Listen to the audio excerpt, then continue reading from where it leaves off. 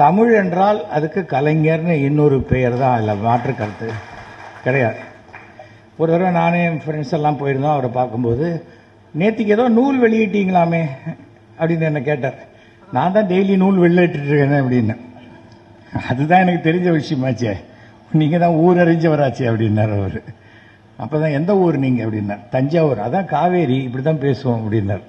அதாவது அந்த ரசிக்கக்கூடிய தன்மை சாதாரணமாக எல்லாருக்கிட்டையும் அமையாதுங்க. அது நான் ஒன்று சொல்லுவேன், மற்றவங்க சிரிக்கணும். ஆனால் மற்றவங்க சொன்னால் நான் கோவப்பட்டுருவேன், என்ன சொல்லக்கூடாது அப்படிங்கிற மனோபாவம் தான் அதிகாரத்தில் இருப்பவர்களுக்கு இருக்கும். வாயா என்ன விஷயம் அப்படிங்கிற அந்த அது சொல்லும்போதே அவர் வந்து எதிராளியை தன் பக்கம் இழுத்து பக்கத்தில் உட்காந்து வச்சிருக்கக்கூடியவர். இப்போ பேசும்போது சொன்னாங்க, அதாவது மாற்றான் தொட்டது மல்லிகைக்கும் மனம் உண்டு அப்படின்னு. நான் அதிமுகவில் இருக்கும் பொழுது தமிழ்நாட்டு சரித்திரத்திலேயே திமுக பொதுக்குழு அட்டன் பண்ண ஒருத்தன் நான் தான். அப்போ தான் சொன்னேன், அதாவது மாற்றான் தோட்டத்து மல்லிகைக்கு மனம் உண்டு, ஆனால் நீங்கள் வேரோடு பிடுங்கி கொண்டு வந்து வச்சிடுறீங்கன்னு எனக்கு இப்போ தான் தெரியும் அப்படின்னு சொன்னேன். கலைஞர் என்றைக்குமே எந்த பிரச்சனையும் இல்லாமல் 100 ஆண்டு வாழ வேண்டும் என்று எல்லாம் வல்ல இறைவனை வேண்டுகிறேன் அப்படின்னு. இறங்கி வந்தோடனே ஒரு மினிஸ்டர் சொல்கிறார், சார் அதெல்லாம் நம்ம கட்சியில் கிடையாது. இல்லை சார், நான் வேற கட்சி கூப்பிட்டாங்க வந்தேன் அப்படின்னு. எதுக்காக சொல்கிறேன்னா, மனசார நான் விருப்பப்படுறது தானே நான் சொல்ல முடியும். சரி சார், நான் நாளையிலேருந்து மாற்றிக்கிறேன்னா அது ஒரு போலித்தனமாக இருக்கும். அதில் வந்து இந்த சாவணீர் கொடுத்துருக்கோம். சாவணீர் ரிலீஸ் பண்ணுறார், ஸ்டேஜில் ரிலீஸ் பண்ணி 15 நிமிஷம் கழிச்சு கலைஞர் பேசுகிறார். அப்போ அதுக்கு முன்னாடி மூப்பனார் பேசுகிறார். எஸ்.வி. சேகர் 3500 நாடகம் போட்டிருக்காரு, அவர் 35,000 நாடகம் போடணுன்னு நான் ஆசைப்படுறேன் அப்படின்னு வாழ்த்துறேன் அப்படின்னார் மூப்பனார்.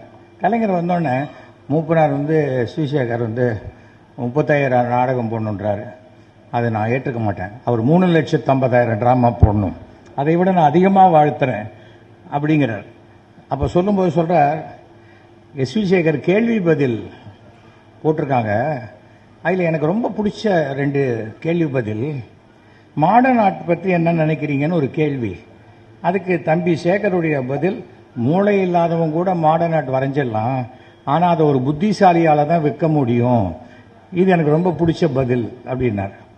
அதுக்கு அடுத்தது சொல்கிறார், உலகிலேயே நீங்கள் நேசிக்கும் 3வது பெண் யார்? 1 அம்மா, 2 மனைவி. அதுக்கு தம்பி சேகரின் பதில், ஒரு அம்மா 2 மனைவி, இதை கூட்டினாலே 3 வருகிறது. இது இல்லை. அதுக்கப்புறம் கலைஞர் சொன்ன வார்த்தை தான், இது எனக்கு மிகவும் மகிழ்வை தந்த பதில் அப்படின்னார். ஒரு பப்ளிக்கில் ஒரு விஷயத்தை நம்ம வந்து ஒரு எவ்வளோ அசால்ட் அப்படி போகிற போக்கில் சொல்லிட்டு போகிறாங்கிறது சாதாரணமான ஒரு விஷயமே இல்லை. அதுக்கு கூச்சப்பட்டுக்கிட்டு இது பண்ணி இப்படி பேசி அப்படி பேசி அப்படி பேசலாமா இப்படி பேசலாம் அதெல்லாமே இல்லை. நான் இளங்கோவடிகள் இந்த சிலப்பதிகாரத்தையே நான் திருத்தினவன். நான் இதை கர்வத்தோடு சொல்லலை. ஏன் திருத்தினேங்கிறது வந்து வலம்புரி ஜானுக்கு தெரியும். சிலப்பதிகாரத்தில் சிலம்ப திருடினவன் பொற்கொல்லன் அப்படின்னு சொன்னால் என்ன ஆகும்? அதுக்கு பிறகு எல்லா பொற்கொல்லனுமே இந்த மாதிரி தான் திருடன்னு வரும். அது இருக்கக்கூடாதுங்கிறதுக்காக நான் என்ன பண்ணினேன், அதை வந்து எடுத்து கொண்டு வந்ததை பொற்கொல்லங்கிட்டேருந்து மாற்றி அவங்ககிட்ட வாங்கினதை அதை திருடி இந்த மாதிரி கொண்டு வந்தது ஒரு அரண்மனை அதிகாரின்னு நான் மாற்றினேன். ஏனென்றால் எந்த ஒரு இனத்திலையும் ஒரு தனி நபர் செய்யக்கூடிய ஒரு விஷயத்தை அந்த இனத்தின் மேல் உண்டான பழியாக மாற்றக்கூடாது என்பதற்காக. அதுதான் எனக்கு ரொம்ப, இந்த மாதிரி பல விஷயங்கள் அவர்கிட்ட எனக்கு பிடிச்ச விஷயம் எல்லாமே. அது ஒன்றுன்னா சொல்லிட்டு போனால் நிறையா இருக்குது. ஏன்னா வந்து இங்கே இதில் ஹைலைட் ஸ்பீக்கர் வந்து நம்முடைய திண்டுக்கல் லியோனி. ஏன்னா என்ன இருந்தாலும் ஒவ்வொரு தடையும் ஒரு ஃபஸ்ட்டு டைம் நான் அவரை பார்த்தது 1984 உலகத்தமிழ் மாநாடு மலேசியாவில் நடக்குது. அப்போ போனேன். அப்போ தத்தோ சாமிவேலுன்னு அமைச்சர் கலைஞர் மேலே அப்படியே அவரே வந்து தான் இன்னொரு கலைஞராகி விட வேண்டும் என்ற ஒரு எண்ணத்திலேயே இருக்கக்கூடிய ஒரு மலேசிய தமிழ் மந்திரி அவர். அங்கே தான் ஒரு 3 days கலைஞரோடு நெருங்கி பழகக்கூடிய விஷயம் கிடைச்சிது. நான், ஜெமினி கணேசன், சாருஹாசன், அவர் நிறைய பேர் பயந்துட்டு போகல. ஏன் போகலன்னு தெரியாது, அது வேற ட்ராக். அங்கே போனோம். அந்த டயத்தில் கேஷுவலாக ஒருத்தர் ஏதாவது ஒன்று சொன்னால் அதுக்கு வர பதில் இருக்கு பாருங்க, அசாத்தியம். அந்த டைமிங்லாம் அது அது ஒரு கடவுளுடைய அருள். அது சாதாரணமான ஒரு விஷயமே கிடையாது. ஒருத்தர் பிஹெச்டி படிச்சிருக்காங்க, எம்எஸ்சி படிச்சிருக்காங்க, அது படிச்சிருக்காங்க, இது படிச்சிருக்காங்க. அவர் என்ன படித்தாலும் தெரியாது. உலகத்தை படித்திருக்கிறார், இலக்கியத்தை படித்திருக்கிறார். எல்லாத்தையும் தாண்டி தனக்கு எதிரே உள்ள அனைத்து மனிதர்களையும் படித்திருக்கிறார். அது அந்த படிப்பு தான் அவருக்கு வந்து எல்லாத்துக்கும் அந்த ரெஃபரன்ஸ். அது ரொம்ப ரொம்ப ஆச்சரியமான ஒரு ஒரு விஷயம். 1989 நான் சுயேட்சையாக நிற்கிறேன் மயிலாப்பூரில். அப்போது என்னுடைய நண்பர் ராமநாராயணன் இதில் காரைக்குடியில் திமுகவில் நிற்கிறார். அப்புறம் ராமநாதபுரத்தில் வந்து ராஜேந்திரன், அவரும் டிஎம்கே நிற்கிறார். நான் இங்கே வந்து மாங்கோலையில் ஓட்டு கேட்டுட்டு எல்லாத்துலேயும் பேசிட்டு மயிலாப்பூரில் 2 நாள் நடுவில் போயிட்டு அங்கே போய் பேசிட்டு வந்தேன். அதுக்குள்ளே குமுதத்தில் போட்டாங்க எஸ்வி சேகர் வந்து ஸ்லீப்பர் செல்லுன்னு. ஸ்லீப்பர் செல்கிற வார்த்தை எத்தனை வருஷம் முன்னாடி நம்மளால வந்திருக்கு பாருங்க. வந்து அப்போ மாங்கொல்லையில் தான் கடைசி இன்னையோட பிரச்சாரம் முடியுது. நாளைக்கு 5 மணினா இன்னைக்கு தான் மீட்டிங் போட முடியும். அன்னைக்கு நான் மாங்கொல்லையில் மீட்டிங் ஃபிக்ஸ் பண்ணியிருக்கேன். அப்போ சில பேர் வந்து கேட்டாங்க, சார் வந்து நாளைக்கு டிஎம்கேக்காக ராதிகா பேசுகிறாங்க, அதனால் உங்களை விட்டு கொடுக்க சொல்கிறாங்க. யார் விட்டு கொடுக்க சொன்னது? இல்லை நாங்கள் தான் கேட்குறோம். இல்லை நான் சுயேட்சையாக நிற்கிறேன், நான் பேசிட்டு வந்துட்டேன், நான் விட்டு கொடுக்க மாட்டேன். அதை கலைஞர்கிட்ட போய் சொல்கிறாங்க. சொன்னால் எப்படியா அவரை போய் விட்டு கொடுன்னு கேட்குற? அந்த சுயேட்சையாக நிற்கிறேன்றாரு, எந்த இதுலையும் நிற்காம ஒரு தைரியமாக நிற்கிறாரு. அவர்கிட்ட போய் நீ எதுக்காக கேட்குறீங்க? நீங்கள் கேட்டது தப்புன்னு சொன்னவர் அவர். அதுக்கப்புறம் என்னை பார்த்து ராமநாராயணன் ஜெயிச்ச போது அவர் அந்த அக்கேஷனில் பார்க்கும்போது, காரைக்குடியில் ரொம்ப சிறப்பாக பேசினீங்க, ஆனால் நீங்கள் பேசின 3/4 மணி நேரத்தில் ஒரு இடத்துல கூட திமுக உதயசூரியன் சொல்லாதையே பேசிட்டு போயிட்டீங்க பார்த்தீங்களா அப்படின்னாரு. இல்லை சார், நான் வந்து ராமநாராயணன் அப்படிங்கிறது அங்கே தெரிஞ்ச பேர். அதை தாண்டி நான் கட்சி சின்னம் மாற்றி மாற்றி சொல்லிட்டு இருந்தா, நான் நிஜமாவே நான் பானை சின்னத்தில் நிற்கிறேன். அங்கே நான் இங்கே வந்து இப்படிலாம் பேசிகிட்டு இருக்கேன்னா என் மேலே ஒரு அவநம்பிக்கையை கொடுத்துருவேன். நான் ஒரு நட்புக்காக வந்தேன். அந்த திமுகவில் ராமநாதபுரம் ராஜேந்திரன் அந்த குடும்பமே கட்சிக்காக உழைத்து அந்த இறந்து போனவர்கள். அந்த குடும்பத்தில் ஒரு பைசா சம்பாதிக்கலை. அந்த மாதிரி ஒரு நல்ல ஃபேமிலி, சரியான நபர்கள். ஒவ்வொரு முறையும் அதுக்கு பிறகு அந்த ராஜேந்திரன் இறந்து போன பிறகு அவருடைய மனைவி பவானி ராஜேந்திரனுக்கு சீட் கொடுத்தாங்க. ஸோ எதுக்காக இதை சொல்கிறேன்னா, கட்சியில் இருக்கிறவங்க என்னை கவனிக்கலையே வேண்டாம். சரியானபடி உழைத்து கொண்டே இருந்தால் நீங்கள் கவனிக்கப்படுவீர்கள். கவனிக்கப்படும் போது உங்களுக்கு உண்டான இடம் கண்டிப்பாக வந்து சேரும். அதை நம்ம புரிஞ்சுக்கணும். அது அந்த ஒரே ஒரு விஷயந்தான். அதற்கு பிறகு நான் சுகர் படம் கொடுத்தேன்.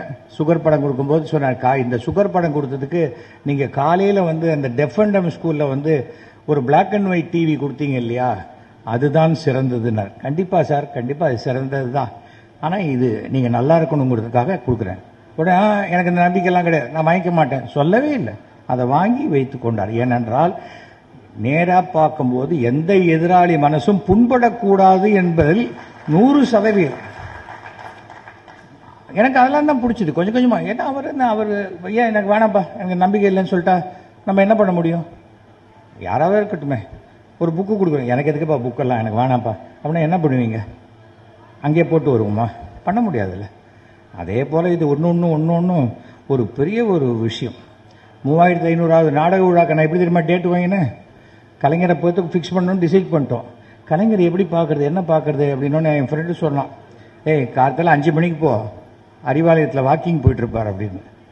நான் கரெக்டாக ஒரு 5:15 மணிக்கு போயிட்டேன். வாக்கிங் போகும்போது பாதி அப்போ தான் முடிச்சுட்டு வரேன். ரெண்டு தடவை முடிச்சு வர்றார். சார் வணக்கம் சார், என்னப்பா இங்கே காலங்காத்தால் அப்படின்னார். இல்லை, என் ட்ராமாவுக்கு நீங்கள் சீஃப் கெஸ்ட்டாக வரணும், இப்படியே கூட்டு போயிடுவியா இல்லை எப்படி அப்படின்னு கேட்டார் காலத்தில் 5:30 மணிக்கு. இல்லை சார், ஒரு முதலமைச்சரை நாம் எவ்வளோ சுலபமாக பார்க்க முடியுங்கிறதுக்கு நீங்கள் ஒரு உதாரணம் சார் அப்படின்னேன். உடனே சண்முகநாதனை கூப்பிட்டு அவருக்கு ஒரு டேட்டு கொடுத்துருப்பா இதெல்லாம் 5 நிமிஷத்தில் நடக்குது. இப்போ ஒரு சின்ன ஒருத்தர்கிட்ட போய் ஒரு குட்டி நடிகன்கிட்ட ஒரு டேட்டு வாங்கணுன்னா கூட நீங்கள் மேனேஜரை பார்த்துருங்க. அவருக்கு மேனேஜர் இருக்கிறது அவருக்கே தெரியுமா தெரியாதான்னு நமக்கு தெரியாது. ஆனால் சண்முகநாதன் என்பவர் ஒரு மிகச்சிறந்த அந்த மாதிரி ஒரு நிர்வாகியை நான் என் லைஃப்பில் பார்த்ததே கிடையாது. நான் சமீபத்தில் அவர் ரிட்டையர்ட் ஆகி வீட்டில் இருக்கும்போது நான் அவரை பார்த்து அவருக்கு ஒரு நமஸ்காரம் பண்ணிட்டு வந்தேன். 80 வயசு நெருங்கக்கூடிய இடத்துல இருந்தது. நம்மை விட வயதில் பெரியவர்கள் யாராக இருந்தாலும் அவர்களுக்கு நம்ம மரியாதையை நமஸ்காரம் செய்வது எந்த தப்பு, அப்படிதான் நான் வளர்க்கப்பட்டிருக்கேன். அவர் யாரு என்ன பொசிஷன்ல இருப்பா, ஒரு பதவிக்காக காலில் விழுவதெல்லாம் நமக்கு கிடையாது. அது உங்களுக்கே தெரியும். அந்த மாதிரி இருக்கும்போது கொடுத்தார், டேட் கொடுத்துட்டார். கொடுத்துட்டு திருப்பி ஒரு 1 ஹவர்ல திரும்பி சண்முகம் இல்லை சிஎம் வந்து இதுக்கு போறாரு, தலைவர் டெல்லிக்கு போக வேண்டிய வேலை இருக்கு, அதனால இன்னொரு டேட்டு உங்களுக்கு ஓகேயா சார்? நீங்க என்ன டேட்டு கொடுத்தாலும் அவர் கொடுக்குற டேட் தான் ஃபங்க்ஷன் அப்படின்னு உடனே ஒரு 2 ஆல்டர்னேட் டேட் கொடுத்து இந்த 2 டேட்ல ஒரு டேட்டை வச்சுக்காங்க. ஏனென்றால் அடிப்படையாக நாடகத்திலேருந்து வந்ததுனால இன்னொரு நாடகக்காரனுடைய கஷ்டம் தெரியும். என்ன பார்க்கும்போது சொல்லுவார், நீ நாடகக்காரன் தானே நீங்க அப்படிம்பார். அது ஒரு பெருமையாக சொல்லுவார். இன்னைக்கு 100 ஆண்டு விழா ஆயிடுச்சு.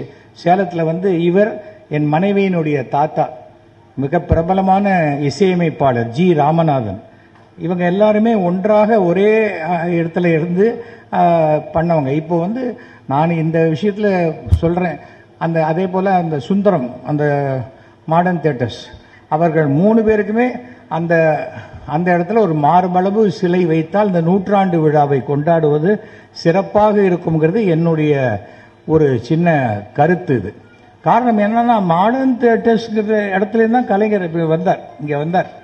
அதை வந்து நம்ம ஞாபகப்படுத்தக்கூடிய ஒரு விஷயமாக இது இருக்கும். அடுத்தது கொஞ்சம் கொஞ்சமாக அப்படி பேசி வந்தது. நான் வந்து 1990லேருந்து பாஜகவினுடைய அனுதாபி. ஸோ தேர்தலில் கூட்டணிக்கு பேசுவேன், அதனால பாஜக திமுக கூட்டணிக்கு பேசியிருக்கேன், எல்லாமே பேசியிருக்கேன். அது மாதிரி ரெகுலராக பேசுவேன், வருவேன். ஒரு மனிதாபிமானத்துக்கு ஒரு மிகப்பெரிய எடுத்துக்காட்டு கலைஞர். பாரி வெங்கட்னு எங்கள் ட்ராமா ட்ரூப்பில் ஒரு பையன் ஆக்ட் பண்ணிட்டு இருந்தான். ஒரு நாளைக்கு அவனுக்கு ஒரு சினிமா சான்ஸ் கிடைச்சி ஷூட்டிங்க்கு திருநெல்வேலி போயிட்டான். திருநெல்வேலியிலேருந்து வரவே இல்லை.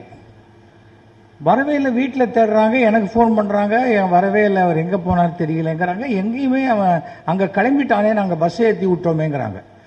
அப்புறம் நான் என்னுடைய அஸ்ட்ராலஜர் நெல்லை வசந்தன் அவரை கேட்குறேன். கேட்டால் அவர் இருக்காரா தெரியலையே, எங்கேயோ உள்ள புதஞ்சி இருக்கிற மாதிரி தெரியுதுங்கிறார் அவர்.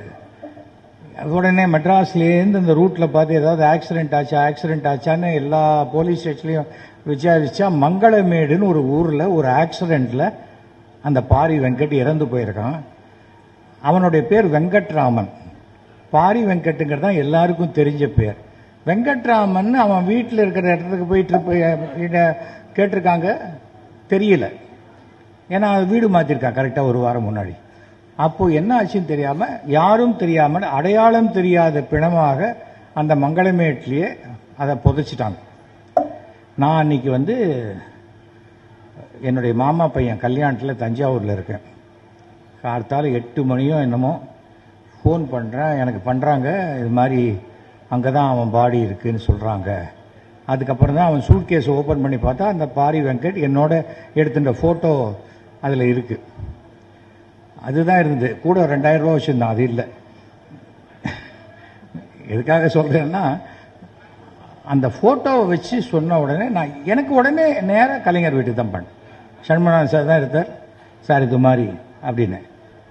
ஐயோ, பாடியை புதைச்சிட்டாங்களா? ஆமாம் சார். அவன் அவன் மெட்ராஸ் வீடு, அவன் குடும்பம்லாம் அங்கே இருக்குது. எங்கேயோ ஒரு இடத்துல எப்படி சார் ஒரு அனாதை பிணமாக இருக்க முடியும்?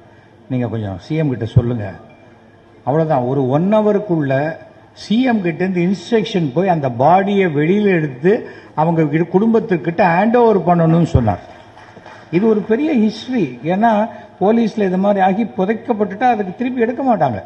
அது அன்லஸ் அதர்வைஸ் அது பெரிய கொலை கேஸ் அந்த மாதிரி இருந்தாலே ஒழிய அதை எடுத்து அதுக்குள்ள ஏவிஎம்லேருந்து ஆம்புலன்ஸ் கொடுத்து பண்ணி, என்னன்னா ஒரு சாதாரணமான ஒரு விஷயம் இல்லை இது. இதெல்லாம் வந்து நம்ம எதுக்கு பண்ணணும் அப்படிங்கிறது கிடையாது. அவர் பார்வைக்கு அது போச்சு, அதை பண்ணுவாங்க. அதே போல் 2006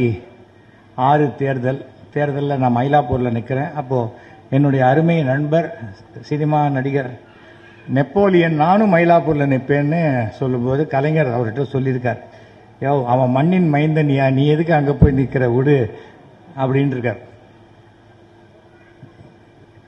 இல்லை தலைவரை நான் ஜெயிச்சிருவேன் இருக்கார். கடைசியில் ரிசல்ட் மாறி போச்சுன்னு வச்சுக்கோங்க. அப்போவே சொன்னார், அவன் 58வது வருஷத்துலேருந்து மயிலாப்பூரில் இருக்கிற ஒருத்தன் நீ எப்படி அங்கே போய் நின்ன? ஏன்னா நெப்போலியன் தமிழ்நாட்டிலேயே மிகப்பெரிய தொகுதியில் வில்லிவாக்கம் தொகுதியில் ஜெயித்தவர் நெப்போலியன். சாதாரணமான ஒரு வில்லிவாக்கம்லாம் இப்போ 2-3 தொகுதிக்கு ஈக்குவலான இடம் அது. அந்த இடத்துல இருந்தவர். ஏன்னா கலைஞர் அங்கே ரூமில் தான் இருக்கார். அவருக்கு என்ன தெரியும்னு நினைக்கிறவங்களுக்கு உட்கார்ந்த இடத்துல இருந்தே எல்லாவற்றையும் கணிக்கக்கூடியவர் கலைஞருங்கிறதுக்காக இந்த விஷயத்தை சொல்கிறேன். ஏன்னா எல்லாமே நான் சம்பந்தப்பட்ட விஷயம், நான் பேசின விஷயம், அதெல்லாம் தான் நான் சொல்ல முடியும். ஏன்னா ஒவ்வொரு தடவையும் நான் அவர்கிட்ட பேசும்போது பார்க்கும்போது அவ்வளோ பிரமிப்பு இருக்கும்.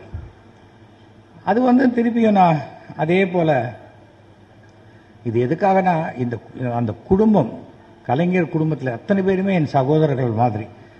அது அழகிரி, ஸ்டாலின், தமிழரசு, கனிமொழி, செல்வி எல்லாரையுமே எனக்கு 1980களிலேருந்து பழக்கம். ஆனால் நான் அதை வச்சு எந்த ஆதாயமும் தேடிக்கணும்னு நான் நினச்சதே கிடையாது. நான் எம்எல்ஏவாக இருந்த 5 வருஷத்தில் ஒரு மினிஸ்டர் ரூமுக்குள்ளே போய் ஒரு சீட்டு கொடுத்து இதை செஞ்சு கொடுங்கன்னு கேட்டதே கிடையாது. ஏனென்றால் எனக்கு அது அவசியம் இல்லைன்னு நினைக்கிறேன்.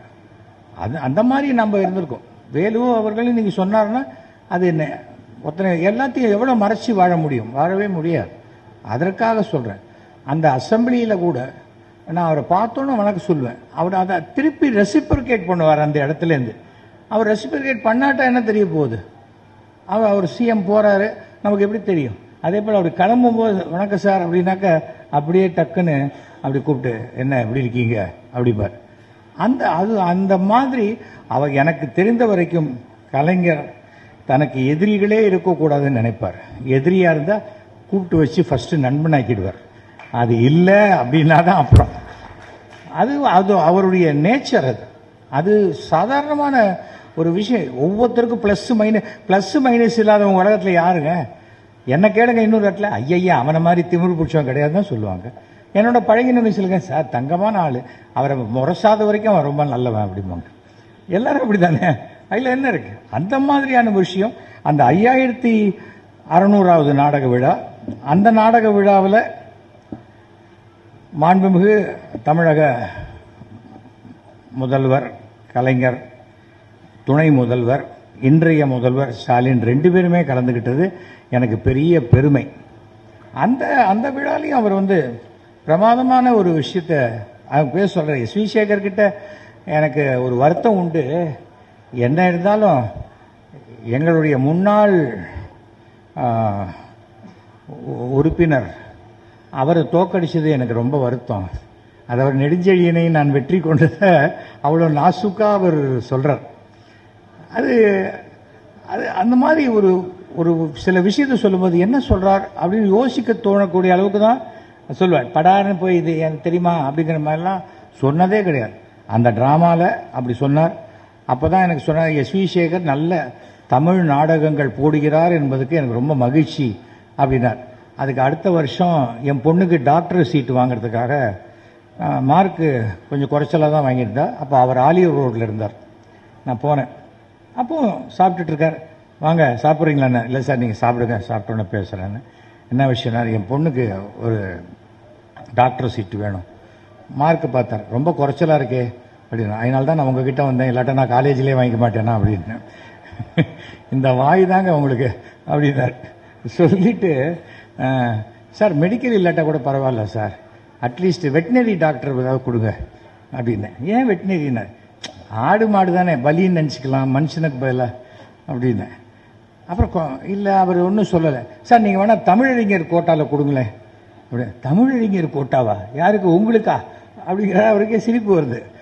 நான் சொன்னேன், இல்லை நீங்கள் தான் போன சாவணியில் எனக்கு எழுதி கொடுத்துருக்கீங்க, இவர் போடுவது சிறந்த தமிழ் நாடகம் இருக்கீங்க, அப்போ நீங்கள் தானே எழுதி கொடுத்துருக்கீங்கன்னு. சில சமயம் நான் தெரியாதனமாக அப்படி எழுதிடுவேன் அப்படின்றார். அப்போ கூட நான் சொன்னேன், உங்கள் மேலே நான் கோச்சிக்க மாட்டேன், நான் உங்கள் கட்சி உறுப்பினர் கிடையாது, கட்சி தொண்டன் கிடையாது, ஒரு முதலமைச்சரை நம்ம பார்க்க முடியுமா, அது பார்த்துட்டேன், நீங்கள் முண்டு இல்லைன்னு சொல்லிட்டீங்க, அதனால் நான் கோவப்படவே மாட்டேன். ஏனென்றால் அவன் குறைச்சலாம் மார்க் வாங்கியிருக்கான். ஆனால் அஸ்ட்ராலஜர் சொன்னார் இவர் டாக்டர் ஆகிடுவான் அப்படின்னு. அவர் எப்படி ஆவார் அப்படின்னார், தெரியல. கடைசியில் பார்த்தா என்னுடைய டாக்டர் வந்து டாக்டரேட் இன் டைப் 2 டயபிட்டிஸ் ஆகி டாக்டரேட் வாங்கி ஒரு டாக்டர் அனுராதா சேகரா இன்னைக்கு அமெரிக்காவில் செட்டில் ஆகியிருக்காங்க. எதற்காக சொல்கிறேன், ஒன்று நடக்கணும் என்றால் அது கண்டிப்பாக நடக்கும். அதுபோல் ஒவ்வொரு விஷயங்களும் அவர்கிட்ட அவர் கூர்ந்து கவனிப்பார். சாதாரணமாக பேசுகிற மாதிரி தான் இருக்கும், பேசிட்டே 4 பேர்கிட்ட பேசுவார், டக்குன்னு ஒருத்தர்கிட்ட பதில் சொல்லுவார். அந்த மாதிரியான ஒரு விஷயங்கள் கிடைக்கவே கிடைக்காது. அந்த சமயத்தில் தான் அந்த 5600வது நாடக விழாவில் நம்முடைய இன்றைய முதல்வர் அவரும் அதில் பேசுகிறார். அதில் சொல்கிறாரு, நாடகத்தில் மட்டும் இல்லை, நேரில் பார்க்குற நேரத்தை கூட அவர் நம்மளெல்லாம் சிரிக்க சிரிக்க மகிழ்ச்சி அடையக்கூடிய பேசுவார். ஆனால் எந்த கட்சியும் சேராத ஒரு அடையாளத்தை இன்னைக்கு காட்டிக்கிட்டு இருந்தாலும் அவர் உள்ளத்தில் தலைவர் கலைஞர் அவர்கள்தான் தனக்கு தலைவர் என்ற நிலையிலேயே அவர் இருந்து கொண்டிருப்பது எனக்கு ரொம்ப சந்தோஷமாக இருக்கு அப்படின்னார். என்னை கட்சியை விட்டு எடுத்தாங்க. என்ன காரணத்துக்கு எடுத்தாங்கன்னா, நான் அன்னைக்கு நானும் அனிதா ராதாகிருஷ்ணனும் திமுகவில் போய் சேருவோன்னு. அனிதா ராதாகிருஷ்ணன் சேர்ந்தார், நான் சேரலை. ஏனென்றால் எனக்கு டக்கு டக்குன்னு ஒரு கட்சி மாறி மாறி போகிறது எனக்கு விருப்பம் இல்லை. அதுக்கு பதிலாக எந்த கட்சி, இப்போ நான் மயிலாப்பூரில் நான் எம்எல்ஏ இல்லை, எனக்கு மயிலாப்பூரில் வேலை ஆகணும். வேலை ஆகணுந்தோ எம்எல்ஏ இருக்கார் வேலு, அதுக்கப்புறம் என்ன வேணும், அவ்வளோதான். எம்பி இருக்காங்க தமிழச்சி, அவ்வளோதான். அதுதான் எல்லா இடத்துலையும் நானே இருக்கணுங்கிற அவசியம் எனக்கு கிடையாது. அதை வந்து நன்றாக புரிந்து கொண்டதுனால அவர் பேசினார். அப்படிப்பட்ட ஒவ்வொரு விஷயத்தையும் பார்த்தீங்கன்னா அவரை பற்றி நான் சொல்கிறதுனா சொல்லிகிட்டே போகலாம். எவ்வளோ விஷயங்கள் அப்படி இருக்கக்கூடிய விஷயங்கள். ஆனால் அவர் என்னை பாராட்டினதில் வந்து ஹையஸ்ட் வந்து அந்த ஒரே ஒரு இதுதான், அந்த 5600வது நாடக விழா அன்றைக்கி வந்து சாயங்காலம் 6 மணிக்கு ஆரம்பிக்கணும். அப்போ கொஞ்சம் ஹெல்த் அவருக்கு கொஞ்சம் இதுவாகிடுச்சு. அவர் சொன்னார், அதை பார்ப்பா, என்னால் 3 மணி நேரம்லாம் உட்கார்றது ரொம்ப கஷ்டம் அப்படின்னாங்க. சார் நீங்கள் ஒன்று பண்ணுங்கள் சார், நீங்கள் ஒரு 2 மணி நேரம் ரிலாக்ஸ்டாக ட்ராமா பாருங்கள், 1 மணி நேரம் ஃபங்க்ஷன். கரெக்டாக நீங்கள் 6 மணிக்கு வந்தீங்கன்னா 8:58க்கு நான் உங்களை விட்டுடுறேன் சார் அப்படின்னு. அன்றைக்கு மிகப்பெரிய ஒரு அரசியல் கடுமையான ஒரு சூழ்நிலை. முதன்முறையாக கலைஞர் 6 மணிக்கு வர வேண்டியவர் 6:58க்கு தான் ஹாலுக்குள்ளே வரார். வந்த உடனே, என்னப்பா நான் லேட்டாக வந்துட்டேனேப்பா அப்படின்றார். பரவாயில்ல சார், சொன்னபடி நான் உங்களை விட்டுறேன்.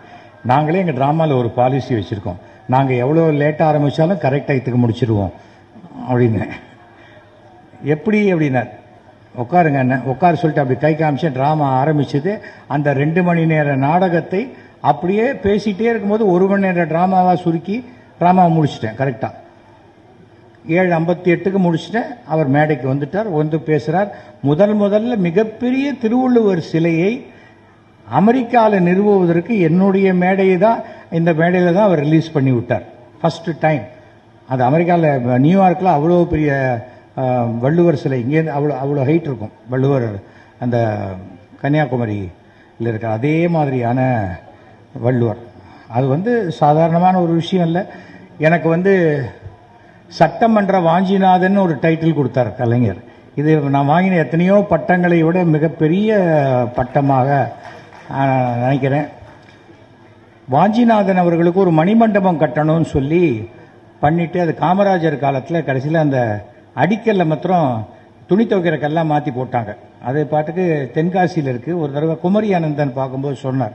அதை நான் சொன்னேன், எந்த ஜாதி அடிப்படையிலும் பார்க்காம ஒரு சுதந்திர போராட்ட தியாகியாக வாஞ்சிநாதன் அவர்களுக்கு இந்த மணிமண்டபம் கட்டணும்னு நான் கோரிக்கை விடுத்த போது அவர் சொல்கிறார், சட்டமன்ற வாஞ்சிநாதன் கேட்குறார், நம்ம என்ன மாட்டேன் நான் சொல்ல போகிறேன்னு சொல்லி அதை செய்து கொடுத்தவர் கலைஞர் அவர்கள்.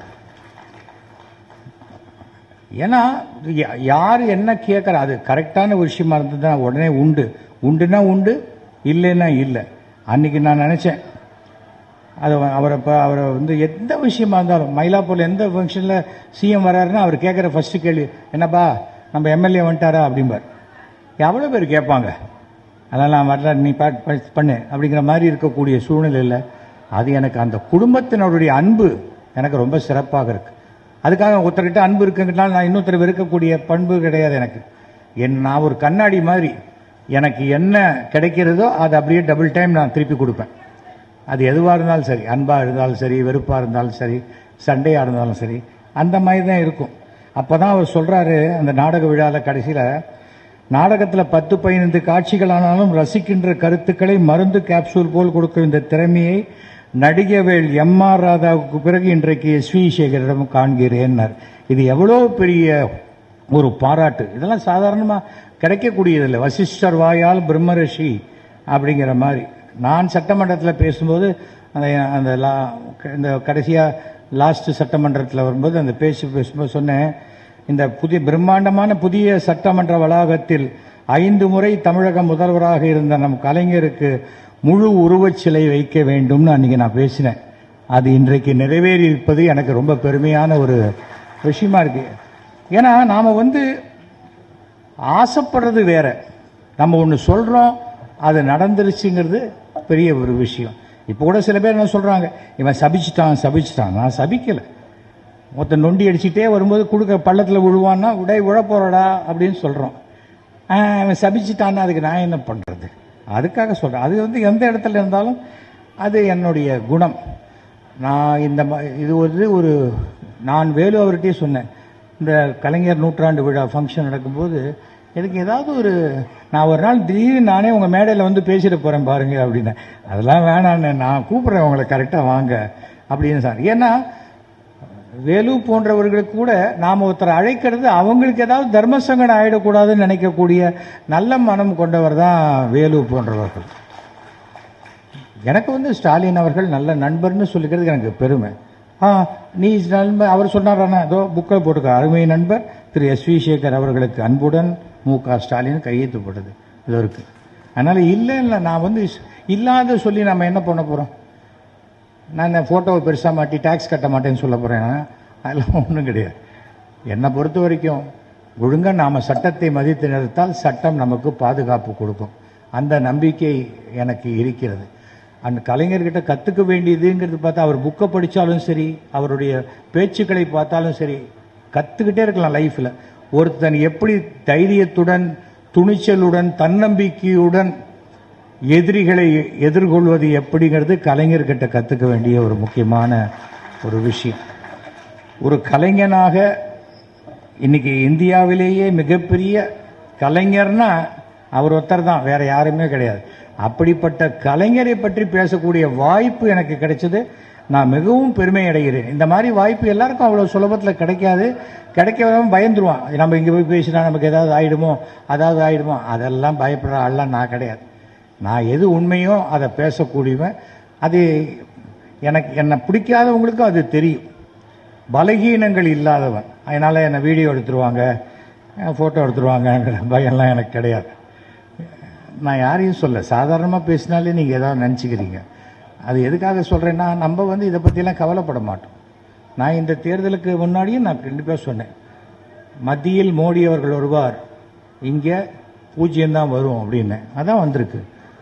ஏனென்றால் உழைப்பு இருக்கணும்.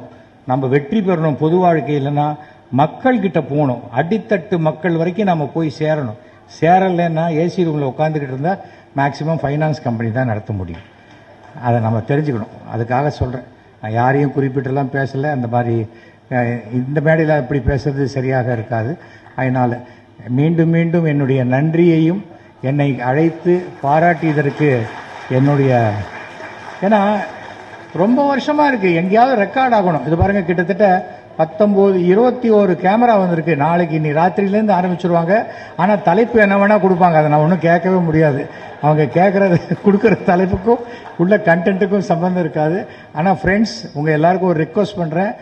9841023545 இதான் என் நம்பர். யாராவது இந்த ரா ஃபுட்டேஜை மட்டும் எனக்கு கொஞ்சம் அனுப்பிச்சி வைங்க, உங்கள் எம்பளம் போடாமல். ஏன்னா சிலது வேணும்னா கட் பண்ணிடுவீங்க, விட்டுருவீங்க. அதெல்லாம் இல்லாத மொத்த பேச்சு எனக்கு இருந்ததுன்னா அதை நான் போட்டு காமிக்கிறதுக்கும், நான் என்னுடைய ஒரு ரெக்கார்டாக வச்சுக்கிறதுக்கும் சந்தோஷமாக இருக்கும். மீண்டும் மீண்டும் உங்கள் அனைவருக்கும் வரப்போகின்ற அனைத்து பண்டிகை நல்வாழ்த்துக்களையும், உங்கள் அனைவருக்கும் நீங்கள் வாழ்க்கையில் ஈடுபடக்கூடிய அனைத்து விஷயங்களில் தொடர் வெற்றிகளையும் பெறுவதற்கு என்னுடைய மனமார்ந்த வாழ்த்துக்களை நான் தெரிவித்துக் கொள்கிறேன். நன்றி, வணக்கம், ஜெய்ஹிந்த்.